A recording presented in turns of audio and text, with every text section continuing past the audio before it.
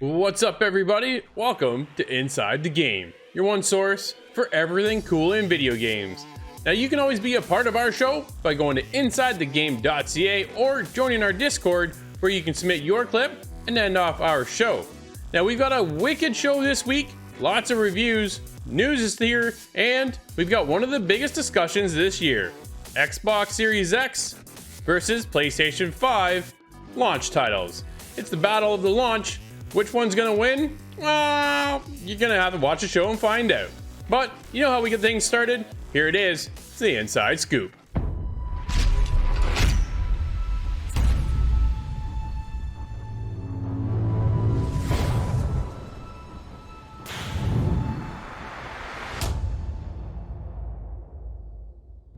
So we've been talking a lot about this, Bethesda being scooped up by Microsoft, and of course, what all this means. Now, I'm going to dive a little bit into some rumors, so you kind of have to take it as it is, but Starfield, yes, the big new space epic from Bethesda Game Studios, had back-to-back leaks in 2 days. Now, some of them were artwork, some of them were actual gameplay screenshots. Now, it looked like a very base kind of model, and it even said in the comments with the post of this that it was from 2018, so that's 2 years ago. But it had Bethesda Game Studios written all over it. And what is Starfield? What is it going to be? Where is it going to be? Is it going to be on PlayStation? This is such a question that I've been losing my mind over. But we kind of had some more information as a quote from Sarah, a VP of Microsoft. And she quotes, "One of the things that has me most excited is seeing the roadmap with Bethesda's future games coming to Xbox console and PC, including Starfield, the highly anticipated new space epic currently in development by Bethesda Game Studios." Now, it doesn't say exclusive to Xbox and PC, but it really does sound like Starfield might be an exclusive. And there were actually talks of Starfield being a PlayStation exclusive, believe it or not.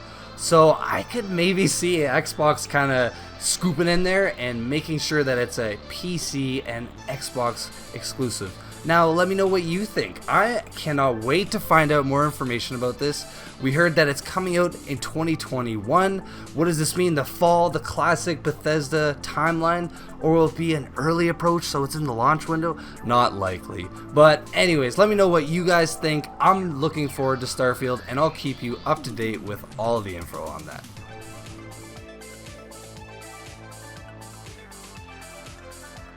So back on February 27th on the Epic Games Store, Big Blue Bubble Games launched Foregone, an awesome 2D action platformer that we actually got a really awesome chance to talk to some of the people developing the game at EGLX last year, and we also got to kind of get an early preview of the game as well. I myself got to review it, and I was really pumped for the release of this game. It's been on PC early access since February, and actually we're finally getting it on console. They talked about it when the game was first releasing, and we were kind of gonna let it go on PC early access for a while and see how the community reacts and make changes as they need to, and they wanted to with full intentions to bringing it to console. Well, we're getting it on PS4, Xbox One, and the Nintendo Switch. Let me tell you, I think this is that game that's really gonna it's challenging enough that you want to jump in. The pixelated art style, it looks beautiful. They've done such a good job here, and I could gush about this game for quite a while, but I'm really excited the fact that I was able to enjoy this game on PC, and now a lot of my friends that I told this game about that maybe didn't have a PC are going to get the opportunity to jump into this one on the console side of things. And I think this game's going to port very well to the console because again, I played it on PC, but I played it with a controller, which is actually in my preferred method. The mouse and keyboard was really good, but I found the controls for this game worked really well on a game controller. So kind of moving forward here, I think this one's going to be kind of that sneaky game that maybe not everybody's heard of, but now that it's off PC and it's on consoles as well now, it's going to get that exposure that it really does deserve, because you know what, Foregone's definitely one you need to check out.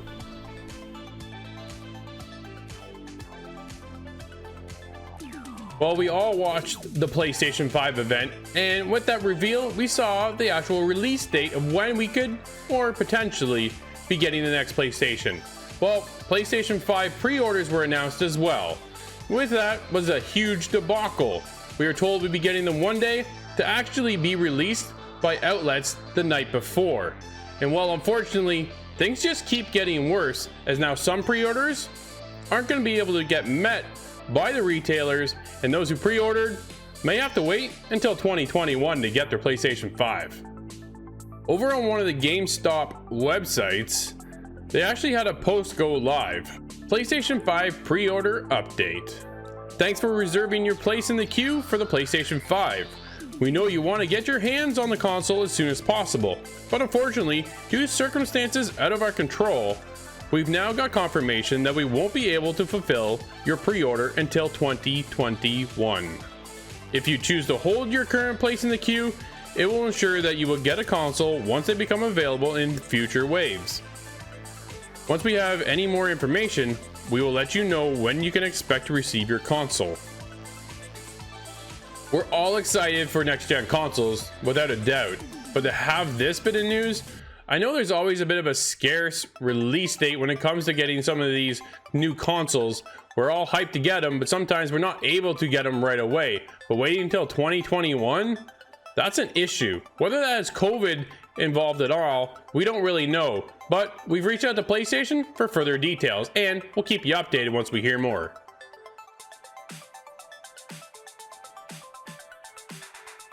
So a little while back, we were talking about the Xbox Series X and some of kind of the accessories that were going to be expected to kind of come out upon launch of the console on November 10th. And we talked about the NVMe SSD from Seagate, the expandable SSD that actually plugs into the back of the console that will increase your storage. And they're selling it in a 1 terabyte model, which will take the 1 terabyte console that you have and give you 2 terabytes of storage, which is awesome because anybody knows right now when you're downloading games digitally, some of them can be huge. You know, Warzone's 200 plus gigs. There's a lot of games out there in the 80 to 120 gig range. So that space gets filled up really quickly. And we talked about it before, we didn't have a price. Well, we have a price now. It's not completely official, but it has been said that it's going to be around $219.99. 220 bucks for an expandable SSD for your console. I don't know if this is the right price. I'm not sure if this is a placeholder just to have in stores for now. And then upon release, Microsoft will have an official price. But I mean, if it's already sitting at the $220 range, who knows? It's probably not going to drop too much. These NVMe SSDs are the new SSD technology here, and they are super fast. I have one in my computer, and let me tell you, it is a beast compared to the other types of hard drives out there. So no doubt is this going to boost, you know, a little bit of performance into the console and just allow you to have those quick load times for any game that you may download on your console or off. It's nice to have that expandable storage, but at this price point, I'm just thinking it could be a little bit too high. Like, I mean, I'm going to be shelling out $600 for a brand new console. I'm not really going to be jumping at the opportunity to spend another $200 plus just to expand my storage, you know, double the amount that I currently have. I mean, 1 terabyte, yeah, it'll fill up quickly, but I mean, for the first little while, maybe the first 6 months that I own the console, it won't be a problem as far as storage is concerned. But it's nice to see that we are going to get a price. Seagate currently is the only one that we know that is making this kind of third-party approved by Xbox kind of product right now. I'm sure more will pop up, especially as we get closer to launch day and post-launch.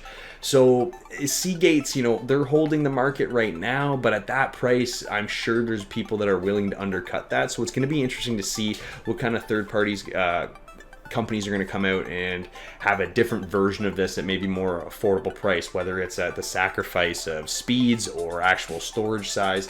It will be interesting to see kind of where we're headed once we get into this kind of whole new generation of hard drives for these new next gen consoles.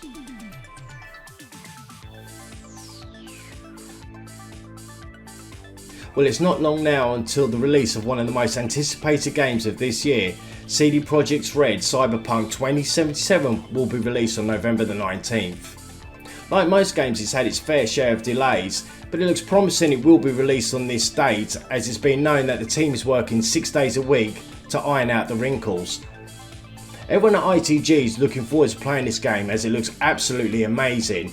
It's an open world, but it's not going to be big as The Witcher 3. There's going to be plenty of weapons, side missions, body enhancements, and also you do side missions to get your reputation and earn money, which will then go towards buying clothes, cars, motorbikes and cyberware. Also, the choices you make in the game will actually alter the story, which is a cool thing that I always love about games anyhow. I'm sure I'm not probably doing this game much justice, so I'm going to leave it to my man Keanu Reeves to tell you a little bit more about it. In 2077, what makes someone a criminal? Getting caught. In Night City, you can become anyone, anything, if your body can pay the price. So seize the day, then set it on fire.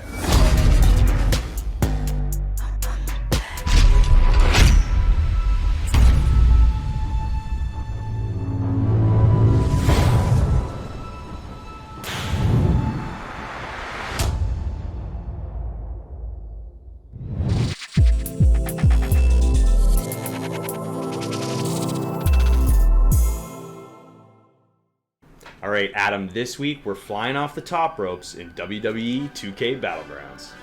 Let's do it.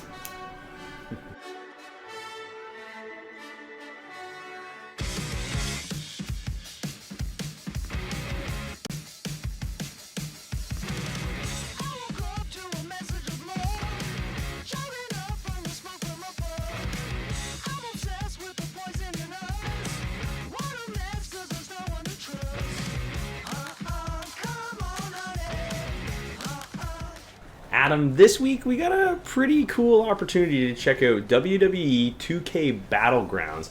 Now, I don't know if you played the WWE 2K20 more simulation style wrestling game, but it definitely had a ton of problems and graphical glitches and kind of just, you know, game-breaking things that this game just... It sucked. That's all I gotta say is this game, it was not good. So you know what, 2K's kind of gone in a new direction this year, and we're getting this arcade style kind of beat 'em up wrestling game, and it is definitely in an absolutely new direction here. You know, we've got this kind of cartoon computer generated look, and I like it. It fits the kind of smash up action that we're playing here, and it was really refreshing to kind of go from what we played last year to this kind of whole new concept. And it was really interesting to see what 2K's done to, you know, really kind of reinvigorate or re-energize this this series with this Battlegrounds game. What were your first impressions jumping into this one? Yeah, definitely a smart move. Like I enjoy the way this game plays a lot more than maybe the old school games we used to play back in the day.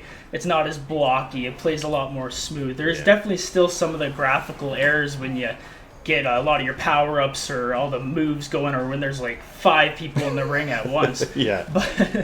But yeah, the arcade style is way better, I find, and it was a good fun game. I got into it pretty quickly. It's easy to learn. It'll really bring on the casual fan of wrestling or the really hardcore fans of wrestling, I think.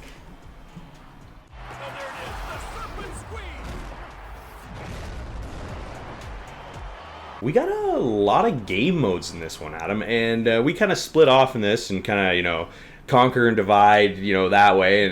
And I played the Battlegrounds Challenge mode, which kind of allowed me to play my creative player, which we'll get into kind of all that a little bit later. But it's basically a tournament tree style setup where I go from, you know, fight to fight to fight, and I can branch off in different directions and, you know, collect rewards along the way and upgrade my player as I go. And it was a really kind of interesting way to do this kind of game mode, because there's a ton of different matches in this when we get into it. You know, there's, you know, the tag team, tornado tag team, cage match. There's a bunch of different things you kind of get exposed to right off the bat, and I like the variety. You know, it's not just your basic, you know, jump in the ring and let it go. There's a little bit of showmanship here. They did a good job with kind of the way you get into the matches. You know, your intro music, you can, you know, pick some of that stuff, and it was a lot of fun. And I thought this game mode, it gives you a ton of different challenges. I think there was up to 166 in the Battlegrounds Challenge mode, which is a ton. And let me tell you, it's a grind too. Some of these matches aren't easy, especially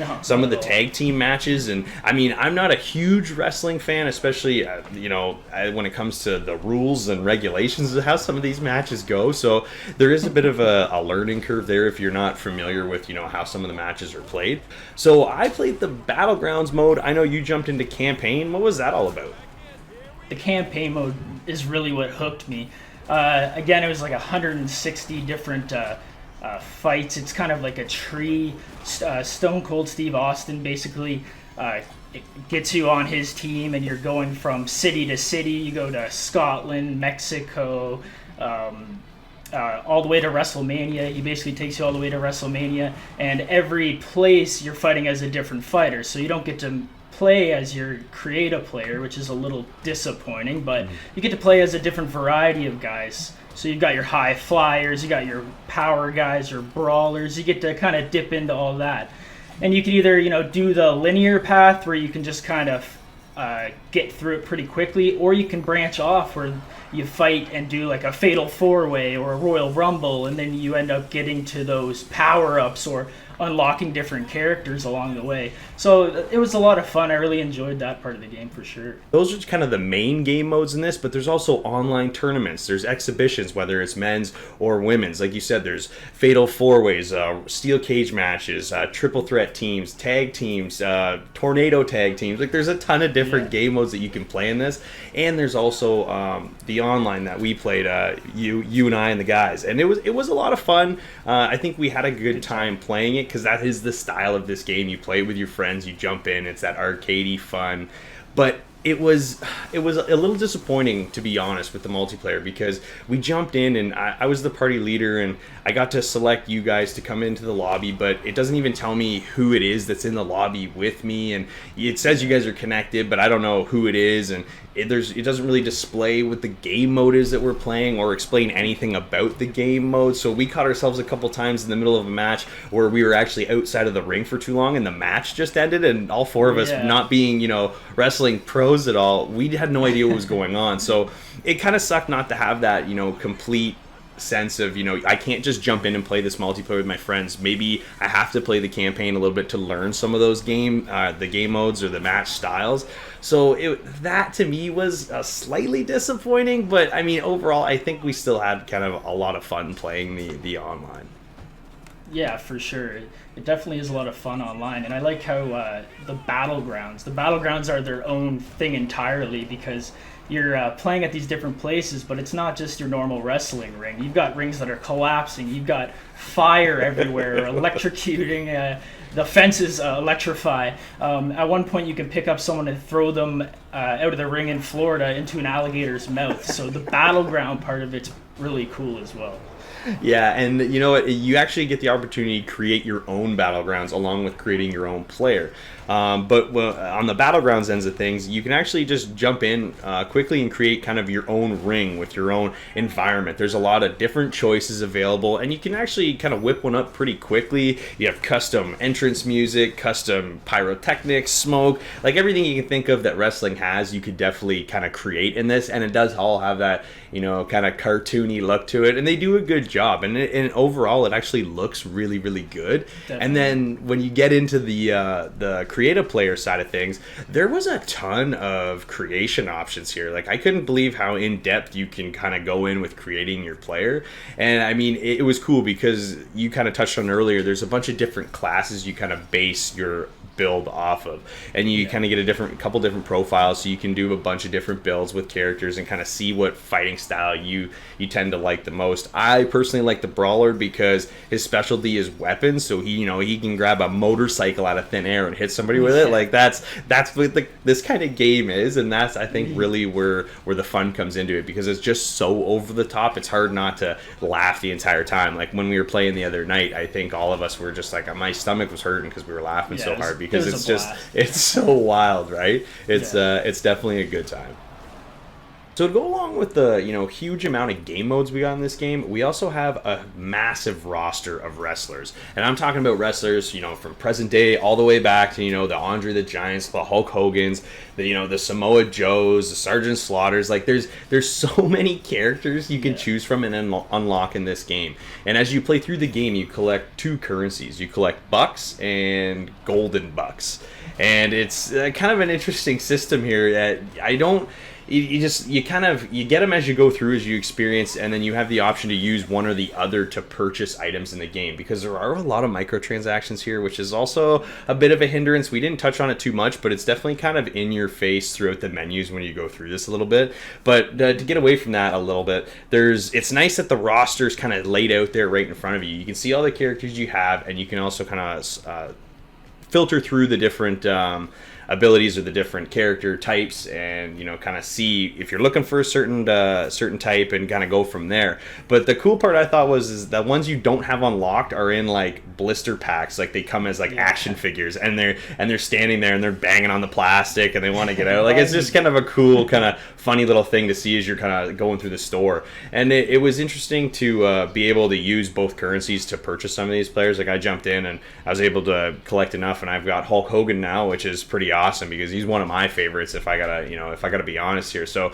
being able to play as your favorite characters, and it's relatively easy to get enough currency to unlock some of these characters, as long as you're not spending it all the time. You play enough matches that you will accrue it. So overall, I think that being able to have a big list of game modes, and there's quite a few levels like you mentioned, and having this huge kind of roster of wrestlers to choose from. Overall, I think 2K Battlegrounds is a fun game, but it fell short in a few areas for me, like the multiplayer and kind of just how it was laid out, and it was difficult to stay in matches and stay in a party together. And there were certain things here that kind of held me back, and it's just, to me, it seems like one of those games that I'm going to be in it for a few hours, maybe play it on the couch co-op, with a few friends, but other than that, I'm not going to necessarily stick with this one. So if I've got to score it, I'm actually going to give this one, I think, a 6.5, man. So if you've got to give it a score, what are you going to give it?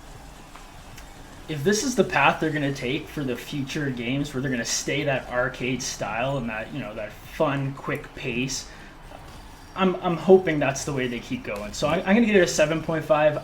I think I enjoyed it a little bit more than you. The campaign really got me into it, and yeah, it was definitely a fun game. Nice.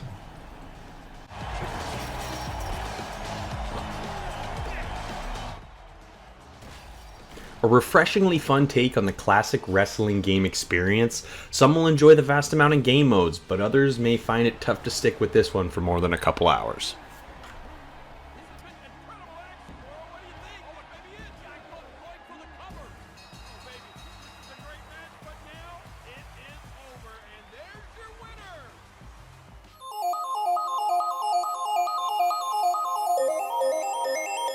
All right, we got Max Schaefer here, CEO and founder of Ectra Games. Back in 2016, you actually founded this game studio.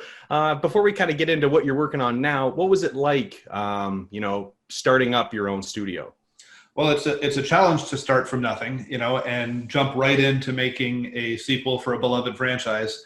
But we were lucky enough to have some of the team that worked on the previous Torchlights available, and some of the team that had worked on, for example, Diablo 2 available, that we did way back in the past. Yeah. And so we were able to pretty quickly assemble an all-star team, I guess. But, we're also working with a brand new engine. This is the first time we've used Unreal. And, the reason is because we're coming out on consoles also.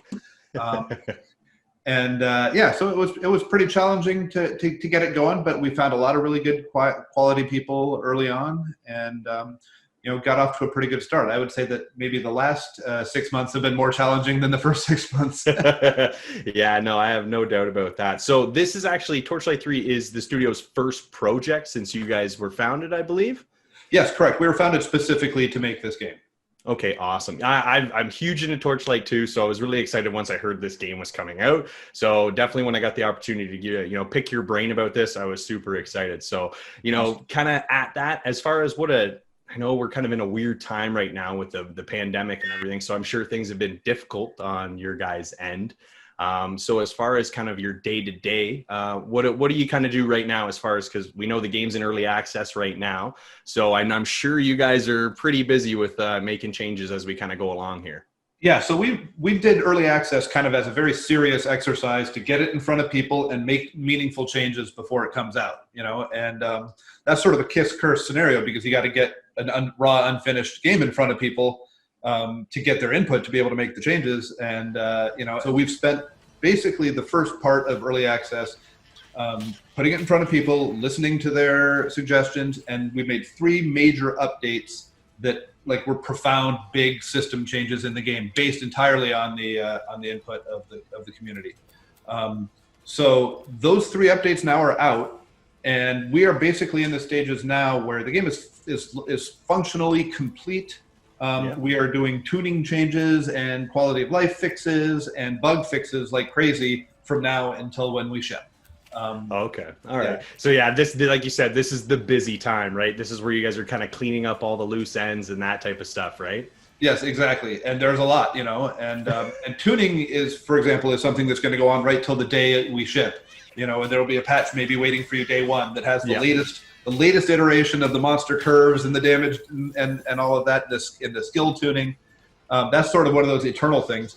But right now we're getting ready to we're getting the console versions ready for certification processes, and we're just grinding down a bug list. I was testing and writing up bugs this morning before this call. That's kind of what all that we're doing right now, and it's sort of fortunate that we're all working from home because of the pandemic. Mm-hmm. It's kind of nice that we're down to just basically a list, and it's very easy to get yourself organized and just go down the list and fix things. It's kind of the small advantage of the situation everybody's currently in right now, too. I know we work the same way. Everybody's working from home opposed to being in the same office together. So it's there's challenges. But again, if you can see the light in it all, it definitely works out a little bit better. That's for sure. Totally. Yeah. So as far as, I know you're heavily involved with the first 2 games. What was the biggest thing you were looking to improve from going from Torchlight 2 into Torchlight 3? I mean, as general as you can be, I know there's probably a lot of things. So just kind of your initial thoughts moving into this project. Well, first of all, the Torchlight 2 was a wonderful, magnificent game, and it's very hard to live up to the reputation of that. And so, first of all, we just wanted to make something that's a high quality, fun experience in the Torchlight universe. But I think our goals for this time were to make a little bit more of an established world. It started its life as more of an MMO, kind of an MMO light, and it kind of migrated itself back to kind of the more traditional format. But we did keep some of the MMO-y persistent world things in the game. Like, you'll go into a town and see randoms walking around. You'll be able to party up with them and play with them like it's an MMO. Mm-hmm. You also have a fort that your whole account has this fort, so all your characters share it. And you build up your fort slowly over time, and you have monuments in there and decor and all kinds of stuff. And other players will see your fort out in the world. It's kind of placed randomly into the world. You encounter them and can use their services and things like that. So it just kind of gives you, it enfranchises you into the world. Like, you really physically own a piece of this world that you're in. Yeah. And so we just kind of wanted to have that feeling without it overwhelming the systems of the game. Like, it's Torchlight 3. It's a Torchlight game. You don't want to go in and get your character and kill some monsters and find some loot, And so we wanted to have these things sort of on the periphery and not really get in the way of that core loot. Yeah, no, that makes complete sense. That's definitely a good idea for sure. I'm just looking here. I got a couple more questions I want to ask you. So I know we touched on a little bit of the community involvement now that we're into early access. Is there anything you guys are currently working on that was heavily kind of involved from the community, or kind of given up by the community? Like I said before, we did 3 major updates. The first was putting in the final 3rd act of the game. And the second one was putting in the end game system. Yes. That was influenced entirely by the community's desire for something more to do at the end that isn't just running map scrolls and things like that to level up on. And so that was cool to get in. And then the third one was a radical change of our skill system.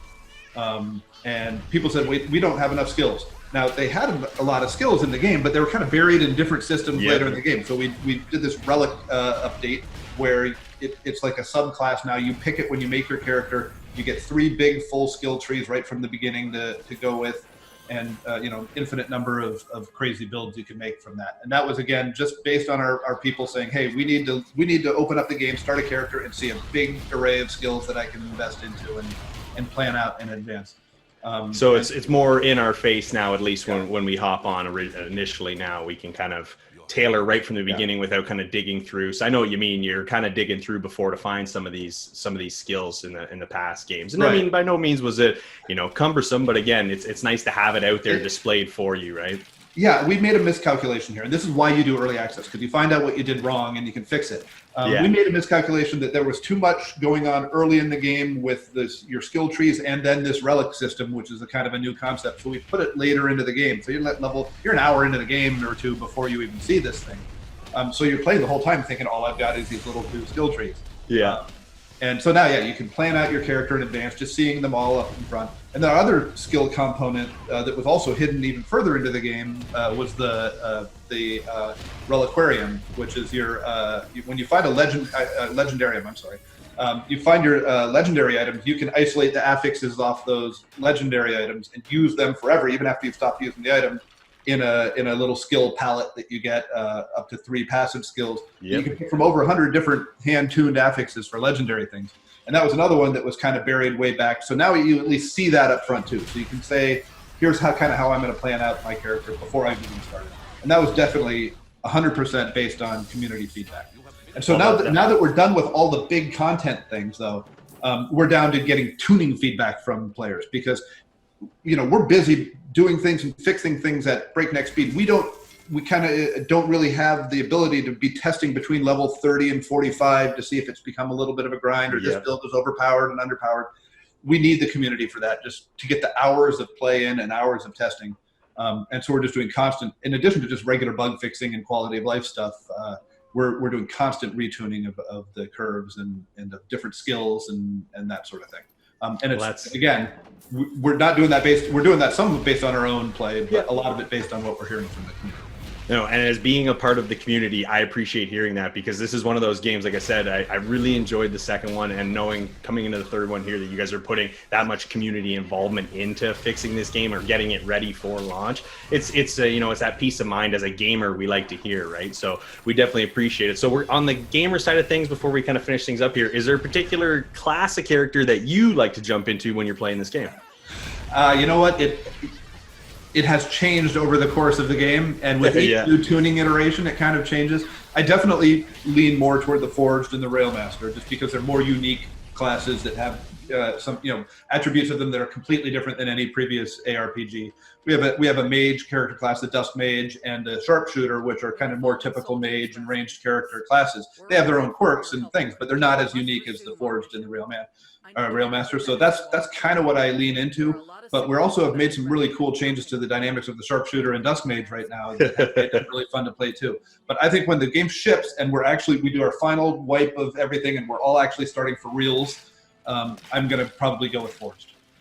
Okay, all right. I was going to say, it seemed like maybe we were going to get a little bit of everything there, but if you're going to give it Forged as okay, that's awesome. That's fantastic. No, again, Max, thank you so much for your time today. I know you're busy, so I'll let you get back to it. And again, just appreciate you taking the 10 minutes here to just a quick chat about Torchlight 3. Great. Thank you for having me. Thanks so much.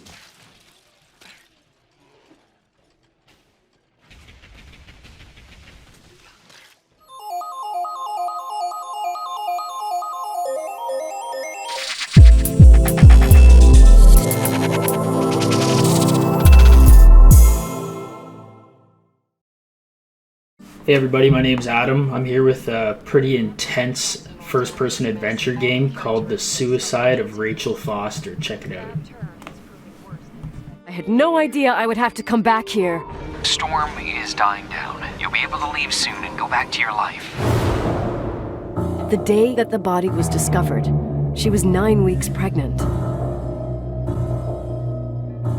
Who is this? I need to figure out what's going on here. The story of the game is your name is Nicole, and Nicole's going back to her family hotel after 10 years because her father Leonard has recently passed away and gave Nicole the hotel in his will. Now, Nicole hasn't been there for so long because she left after it was found out that Leonard was having an affair with a much younger lady named Rachel Foster, and Rachel Foster has taken her own life. So Nicole's back at the hotel, and she's there to meet an inspector so she can sell the hotel because she doesn't want to deal with its memories or with all the problems in the hotel. There's bad plumbing, there's water leaks, there's mold everywhere. So Nicole's waiting for the inspector to come, but it just so happens that this hotel's in the mountains of Montana and there's a massive snowstorm approaching. I'd just like to know if I should choose between malnutrition and food poisoning. There'll be tons of things to eat. Oh, definitely no mice or roaches. Pretty sure about that. You're not totally alone, as you have a dedicated FEMA agent named Irving at your side to help walk you through step by step what you need to do to survive the cold and the hunger and the creepiness of the hotel.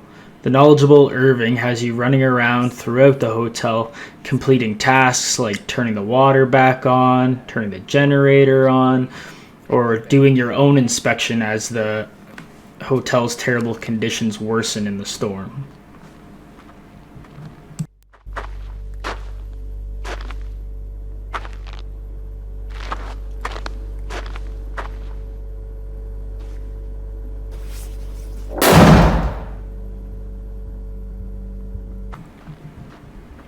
Now, Irving can get kind of annoying, and some of the conversations tend to be redundant and drawn out, I found. You find yourself standing in front of your next objective waiting for Nicole and Irving to stop talking so you can just hit A and start them talking again. I found this happening quite frequently in this game. Who? Old farting ghost. Wait, what did you say? Old farting...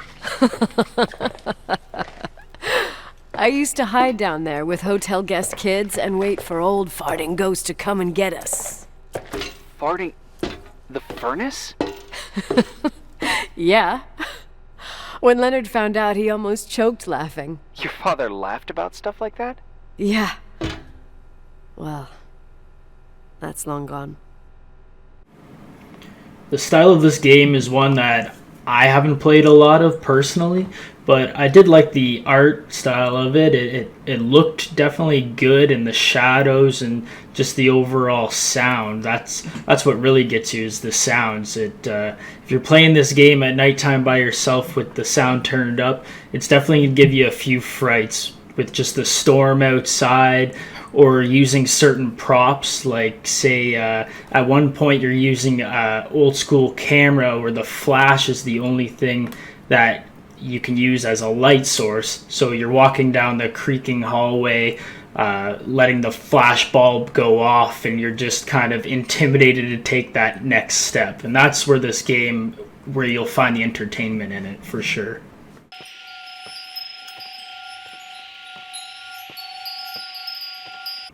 As Nicole begins to uncover clues, she starts to get the sense that maybe Rachel isn't dead.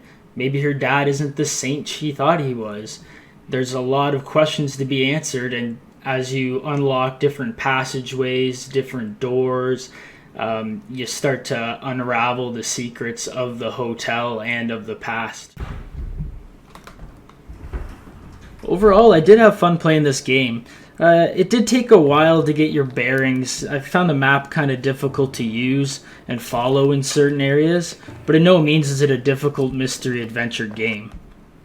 I won't spoil the ending, but it doesn't disappoint. It's definitely worth a play if you're into these type of chilling adventure games that get your heart pounding. The only problems I had was the pace of play I found kind of slow at times. The game's divided into various days, and some days are really quick, or some days you just find yourself talking to Irving over and over again as you walk around in the maze of the hotel. But with plenty of passageways and condemned rooms and the pulse-pounding sounds, I had a fun time playing The Suicide of Rachel Foster, and I'll give it a 7.5 out of 10. Thanks for watching, and if the game interests you, you should definitely check it out.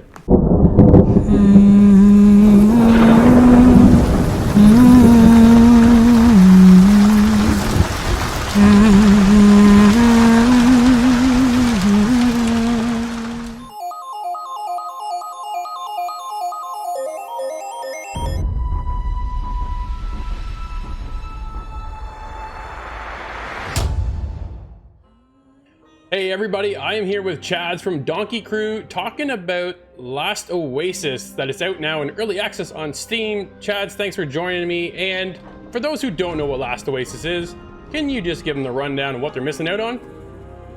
So Last Oasis is a post-apocalyptic world in which you drive on huge walking machines across desert-like landscapes. And it's a survival game, so it's all about staying alive and fighting your way through this world, through those weird contraptions that we came up with, and that all those toys that we give players to play with. The contraptions you talk about are these magnificent walkers. Like, where did the idea come from when you were creating not only the game, but the walkers itself? So originally we thought about, we want some game mechanic that keeps people moving. So we were looking at different inspirations for vehicles that are a bit outlandish, a bit interesting. And we wanted to make sure that you have this feeling of standing on a deck. We didn't want to enclose people in like capsules or passenger cabins or something like that. We want to make sure people can freely run around on their vehicle. And then we found, amongst the inspiration is the artist Theo Jansen. He makes those creative strand beast things, those walking machines, walking in the beach. And we figured that is kind of an interesting approach, and we took some inspiration from that and just pulled it further. We made those machines huge and virtual and gave them a deck space and basically created some kind of walking landscapes that you can live on. Sounds great. Now, how do people get into the game? What's the easiest way for them to get started without getting trampled on by others later on in the game that happens? Well, I have a story for you after. Yeah, so the game is definitely something where you need to become familiar with the rules of the game to be actually good in it. So there's a steep learning curve, and the best way to overcome that is usually, first of all, get a microphone, talk with other people. It helps a lot to just talk with people, and you often make a lot of friends who help you out.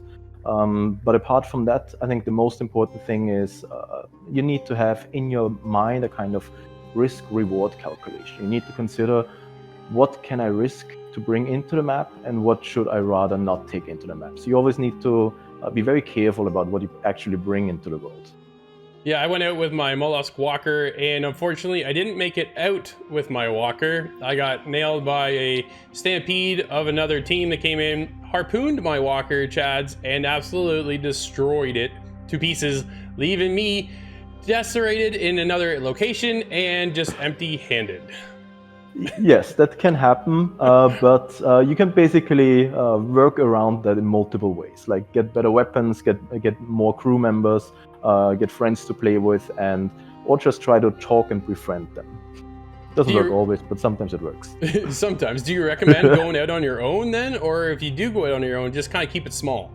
You can absolutely do it on your own. It's just probably the most difficult play style, and you need to think about exactly what to do. You need to see dangers from the distance before they spot you. So you need to always be looking out on the horizon, look for those wings, maybe try a smaller walk or try flatter wings. There's different approaches you can take, but it's all about information and being aware of your surroundings. Absolutely. When it comes to the walker, what's the biggest walker we can be on?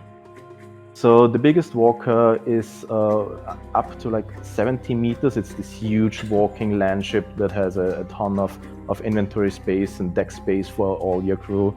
But we are about to bring out some new walkers that are even larger, and they should come in the next weeks. Can we get a little inside peek at maybe some of these walkers? Yeah, we heard from players that they didn't like that they always had to move the walkers one by one. So we came up with a new walker that can basically pack other walkers. So it's a massive kind of carrier walker, and you can pack smaller walkers into it and travel with them all together. That's awesome. What's it called? We are currently arguing about the name. We always have some internal arguments about what we call it. So we have a kind of leading contestant for the name, but some people are against it, so we need to first figure that out. Right. So the game's in early access. What's the feedback you're getting right now from the community? So the feedback is certainly mixed. Some people love it. They love the feeling of this unique feeling of traveling on these landscapes and just this whole exploration feeling. Other people say that it's too difficult or that they keep getting killed by larger groups. And that is something we're actively working on. So yeah, that's something we are perfectly aware of, and we are doing a lot of things right now that we're very excited to try in the near future. And I think we have some very good ideas how to counter that and how to make the game much more balanced for smaller groups and players. Can you elaborate a little bit more on that as to what we can expect to... That is a tricky part, because we know if we elaborate on it, then people will be all over the ideas and will be, completely pulling them apart before we actually get a chance to test it. Okay. So we learned the hard way that there's things we talk about and there's some things we don't talk about. It's just better to roll it out and see what happens. That's fair. Now, within the world, you are facing a lot of PvP. Sometimes you don't, but there are other enemies or NPCs in the world. Who else are we facing? So there is, first of all, the Rupus. They are like a primate kind of creature. With them they're like human-sized. So with them you can train your melee combat, you can practice your sword fighting, and they just drop decent loot, I would say. And then there's some much larger creatures. Well, there's the Killin, this is a flying creature. Then we have the Nur, which is a kind of mixture of a lion and a wolf.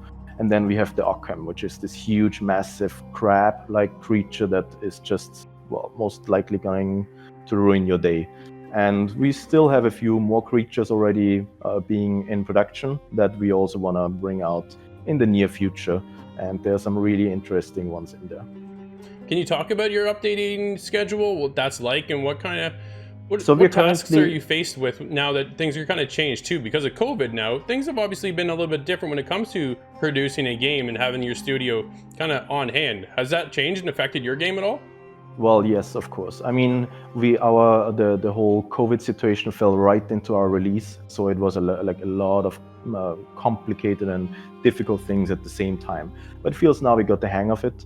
We are mostly working remotely now for the safety of our people, and we got the situation now under control, I think. So we now have a weekly update schedule.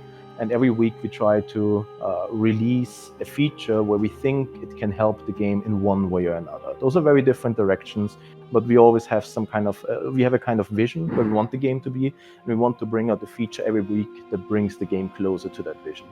Nice. You recently had a new update too. Can you talk on that? Yeah, so we had, in the last weeks, we had quite some large ones, I think, that were received rather well, I would say. One of the biggest ones was actually the exoskeleton. So it is a big wooden mech that is powered by springs and torque, and it's a very interesting contraption. And it allows smaller groups to take on larger groups much better. And another one is the Camelops walker. It's a walker which can pump water and lava, which is great for those people who use the new explosives that we just brought in. And yeah, just recently we released a bunch of new bombs, which we're currently figuring out how the balance there is, if it's too strong or not. But it certainly looks very impressive and interesting. What are you most excited about Last Oasis? So I think it's really the ability to make a world that is so vibrant and so different from anything that we see anywhere else. So we really tried to create a new game in a very different way. And the ability to just push our own vision in such a crazy direction is really the best part about it, I would say. Nice. There are these trading stations that are out scattered throughout the world. As you gather resources, it allows you to go to these stations and change out things, upgrade things, purchase other things. What's the mechanic behind that, and what's that hold for the future of that trading post? Are we going to have more NPCs within that post, kind of people to talk to? Not NPCs per se. So we have a kind of rule where we say that every human you see in our world is an actual player, and we kind of want to stick to that. So whenever you see a human, you know that's an actual person on the keyboard, and that is something we like about it. But the whole trading part, we'll have some massive updates to that coming probably next month, and we basically completely overhaul the whole economy. So we think that economy in a game like this is crucial, and the economy we had so far was kind of working, kind of not working. It was like, okay. And we think that if we strengthen the economy with the right knobs, if we turn the right knobs up and down, then we will be able to achieve a balance where all the solo players and all the small players have an actual purpose in the world, and that is something we're going for. So we have some huge changes to the whole commerce coming next month. That sounds very exciting. Is there anything else you want to touch on before we go? Let's see, what else can we talk about? So yeah, I mean, we have some really big updates planned, and we think it's going to be really exciting once we release all of that together, because it might actually feel a little bit like a complete overhaul of the game. And this is something that me and the team is very excited about, and we are looking very much forward to that. That sounds excellent. Chads, thank you so much. Everybody, go check out Last Oasis on Steam in early access.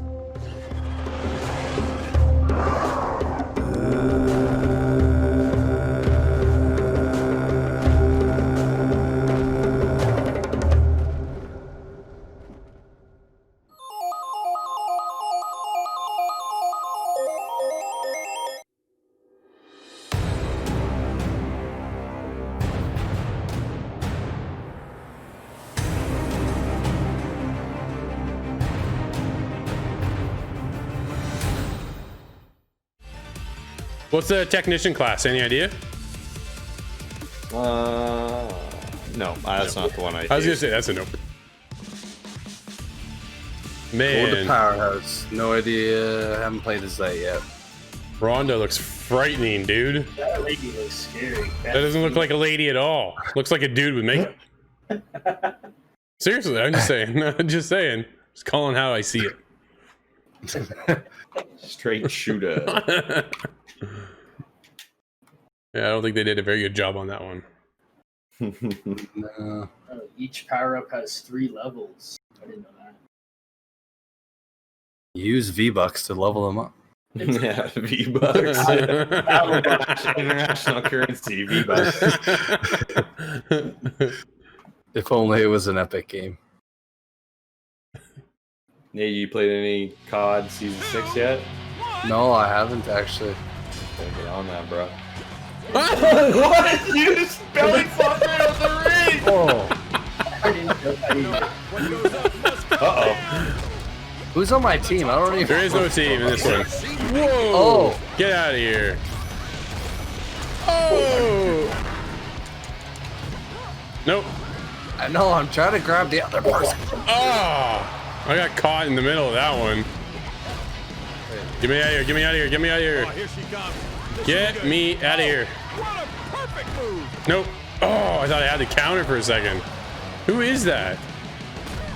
I think it's Nate. Nate, is that you kicking my butt? It might be. Excuse me, ladies. Why can't I lock onto you guys? That's okay. You don't have to. Feel free.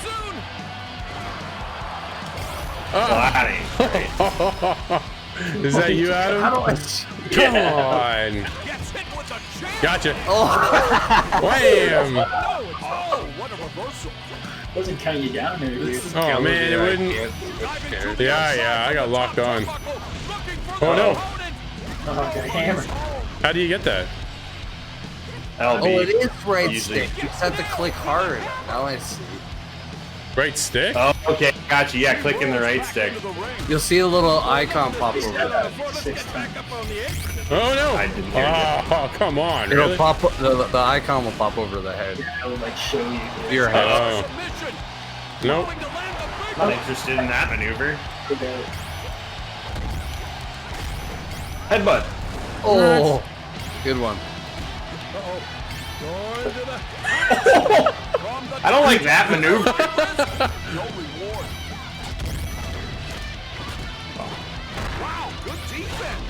Come on!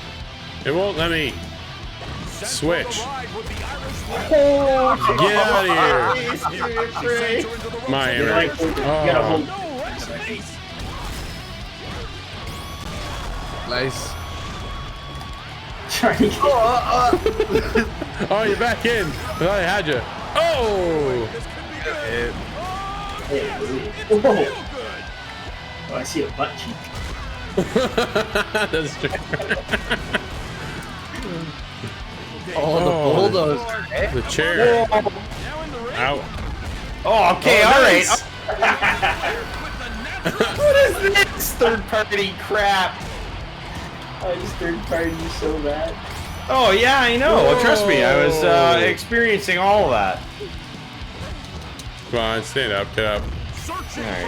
Alright, time for a little chair action. Looks like they're having second thoughts. Oh no. I don't blame them. Like she just won't stop flying. Hey, Miss Flair, you look tired. You should take a seat. Oh! What third party again? What are you guys doing? You're scoping out. Oh, it goes. Oh, come on!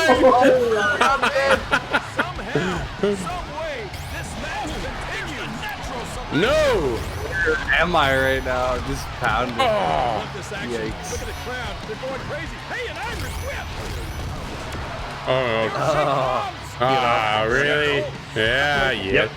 Cheap. That's cheap. Oh, I thought I had it. You gonna do it again? I didn't mean to do it again. Oh man, so bad.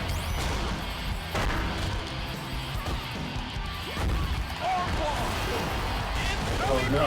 Whoa. Oh, no. What was that? Oh no. Oh no. Haha. Ouch. Oh boy. I'm in trouble. I'm in big trouble. Oh. I'm upside down. Oh no. Yes. Come on, let me have it. Oh no. Oh yeah, and he goes for it. Oh, bring it up, bring it up, bring it up. Oh man, I thought I had you for a second. Get. Oh, uh-oh. Oh yeah. That's trouble. Oh, come on. Oh, I Oh no, oh please, please, please don't! Come on! So bad. You're too busy button mashing to get the actual counter off. Oh no! Oh, I thought I had that counter too. Crap. Uh-oh, I'm in trouble. Oh no, I got submitted. What am I doing? So close. What is that? Oh, who won? Oh, Nate did. There you go. I didn't realize it was over. Barely. You guys, but I guess you have to be locked on. Okay, the lock on, you're switching characters is really hard. It's great. It's awkward, man. It's Well, that'll wrap up this week's episode. Lots of wrestling action going on this week. Now, if you want to be a part of the show, you know how it's done. Go to insidethegame.ca or hit us up on Discord, where there you can submit your clip and end up our show. But this week, I've got us covered over on the Stadia and some PUBG action going the distance. Until next week, thanks again for watching, and we'll see you inside the game.